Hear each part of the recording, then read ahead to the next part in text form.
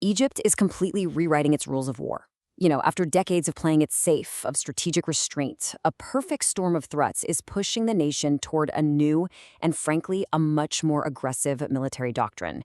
This isn't some far-off future scenario. It's happening right now, and it's about to change the entire balance of power in the Middle East. Okay, let's get into it. Now that is not just tough talk. When the commander of the Egyptian Second Field Army says something like this, from the Sinai frontline no less, the entire region stops and listens.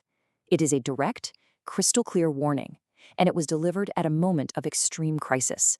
And to really get why that one sentence carries so much weight, you've got to understand who's saying it. So who is it? Well, the message comes from the Second Field Army. You can think of them as the guardians of Egypt's most critical, most volatile border. They're stationed in Ismailia, and they are, without a doubt, the tip of the spear for the nation's eastern defense. And look, their job is just massive. They're responsible for securing the Suez Canal, that little waterway that's a vital artery for pretty much all of global trade. At the same time, they have to defend the entire Sinai Peninsula. This is a huge modern military force, packed with armored and mechanized divisions built for both offense and defense. So when their commander draws a line in the sand, it's not a bluff. It's a statement of capability, and it's backed by some very, very real firepower. But that warning from Sinai, it's not happening in a vacuum. It's really the flashpoint of a perfect storm. Right now, Egypt is staring down what it sees as a potential three-front war, with existential threats closing in from all sides. The first and most immediate front is on that border with Gaza.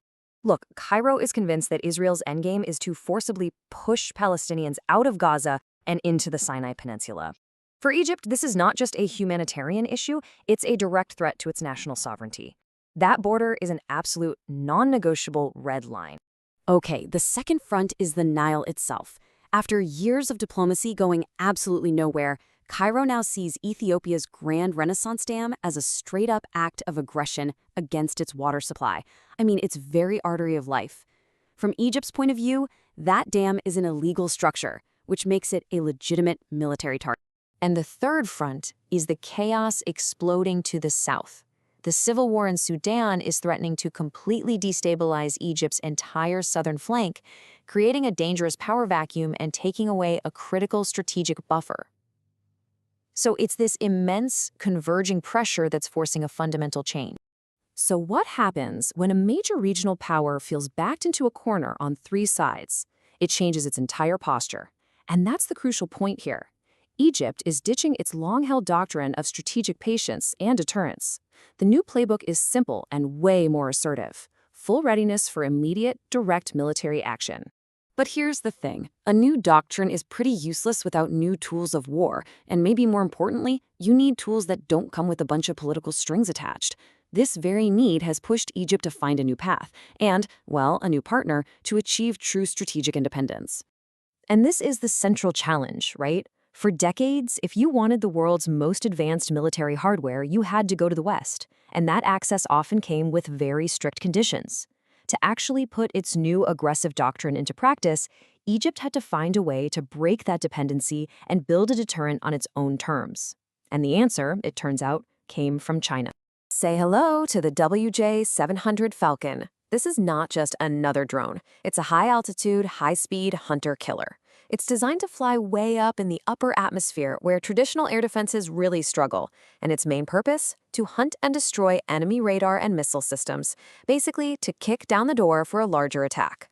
But this might be its most powerful feature.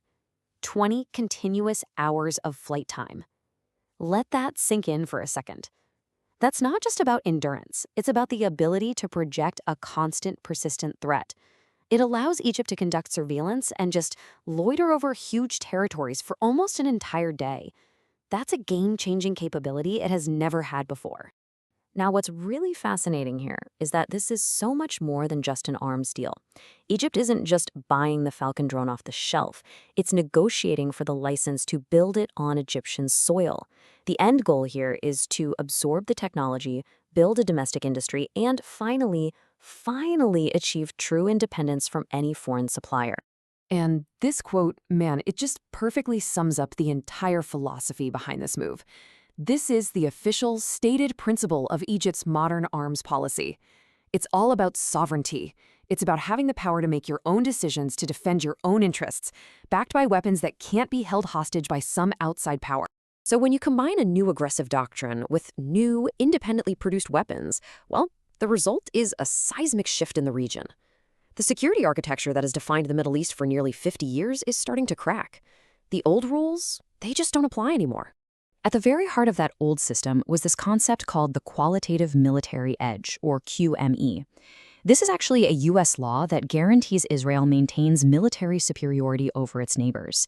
And in practice, what it meant was that Washington tightly controlled who got what advanced weapons in the Arab world, ensuring there was always a clear military hierarchy. And this slide just lays out the change perfectly. The old battlefield was defined by that dependence on Western arms and an acceptance of that U.S.-guaranteed hierarchy. The new reality Egypt is building is one of strategic independence, powered by homegrown and non-Western advanced weapons. And what that creates is a far more complex and, frankly, multipolar Middle East. And make no mistake, this isn't just some theory. Egypt has already deployed advanced Chinese HQ-9B air defense systems in the Sinai. This creates a 300-kilometer protective bubble that can target things like stealth aircraft and ballistic missiles. Now, when you combine that defensive shield with the new offensive power of locally produced Falcon drones, you are literally witnessing the birth of a new military reality in the region. All of this leaves us with a deeply uncertain future. For decades, the region's fragile stability was built on a very clear hierarchy of military power. As Egypt forges its own independent path, that entire hierarchy is being taken apart piece by piece. The old constraints are just gone. And this brings us to the final, unsettling question. With the old order broken, what new conflicts are going to arise from this new balance of power?